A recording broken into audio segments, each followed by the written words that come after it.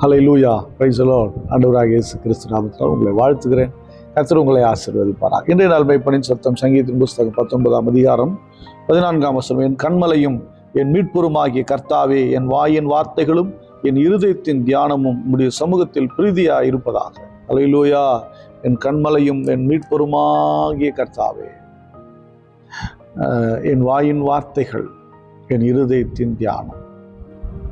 கண்மலை மீட்பர், என் வாழ்க்கையில மீட்பை கொடுக்கிறவர், என்னை தூக்கி உயர்ந்த நிலையிலே வைக்கிறவர், வாழ்க்கையில உயர்ந்த நிலையில வைக்கிறவரே, என்னை பாவத்திலிருந்தும் சாபத்திலும் இருளின் அதிகாரத்திலும் மீட்டெடுக்கிறவரே, உமக்கு ஸ்தோத்திரம் அப்படின்னு சொல்லிட்டு சொல்றாரு.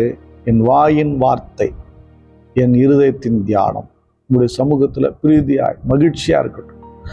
நீ நல்ல நேரம் எடுத்து வேதத்தை நல்லா கவனிச்சு அப்படியே வாசிச்சிட்டே வருவீங்கன்னா உங்களை மீறி ஒரு தெய்வீக பிரசன்னம் உங்களை ஆண்டு கொள்ள ஆரம்பிக்கும்.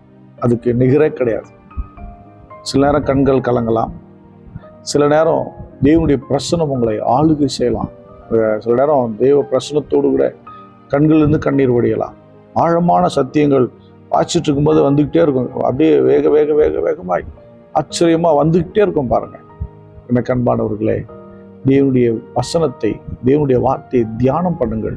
சங்கீதம் 1ஆம் அதிகாரத்தில் சொல்லப்பட்டிருக்குதுல்ல, கர்த்தருடைய வேதத்தில் தியானமாக இருக்கிற மனுஷன் பாக்கியவான். நீங்கள் வேதத்தை நீங்கள் இருதயத்தில் வச்சு தியானிக்கும் போது அது உங்கள் வாழ்க்கையில் மாற்றத்தை கொண்டு வரும், உங்கள் வாழ்க்கையில் செழிப்பை கொண்டு வரும், உங்கள் வாழ்க்கையில் முன்னேற்றத்தை கொண்டு வரும், உங்கள் வாழ்க்கையில் உயர்வை கொண்டு வரும். தேவ சமூகத்தில் நீங்கள் போகும்போதெல்லாம் எல்லா நேரமும் உங்கள் இருதயத்தில் தேவனுடைய வார்த்தை இருக்கட்டும்.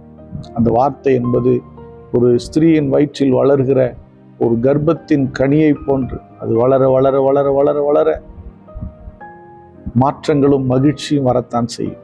ஹல்லேலூயா.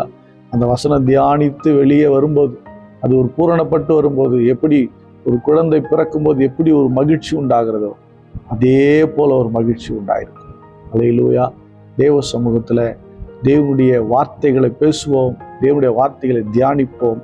அதுவே நம்முடைய வாழ்க்கையில மிகப்பெரிய மகிழ்ச்சியை கொண்டு வரும். நம்மளால ஸ்தோத்திரம் பண்ணுவோம். ஸ்தோத்திர ஆண்டவரே, எங்கள் வாயின் வார்த்தைகளும் தியானமும் உமக்கு முன்பதாய் மேலானவைகளாய் இருப்பதாக, உமக்கு பிரியமாய் இருப்பதாக. ஸ்தோத்திரம் ஸ்தோத்திரம் ஸ்தோத்திரம்.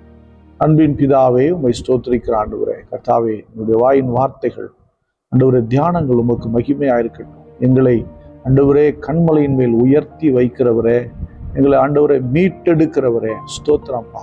எங்களை மீட்டெடுக்கிற கர்த்தாவே, உமக்கு ஸ்தோத்திரம் ஸ்தோத்திரம் ஸ்தோத்திரம். உம்முடைய சமூகத்தின் நன்மையினால் எங்களை நிறைப்பீராக.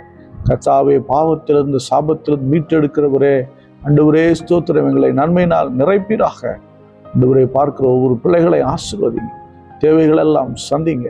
தேவனுடைய கரம் கூட இருக்கட்டும். அவர்கள் பேசுகிற வார்த்தைகள், வசனத்தை கொண்டு பேசுகிற வார்த்தைகளை கர்த்தர் கனம் பண்ணுவீரா. இருதயத்தில் தேவனுடைய வார்த்தையை வைத்து தியானிக்கிற நம்முடைய பிள்ளைகளுக்கு அதற்குண்டான பலனை கர்த்தர் கொடுப்பீராக.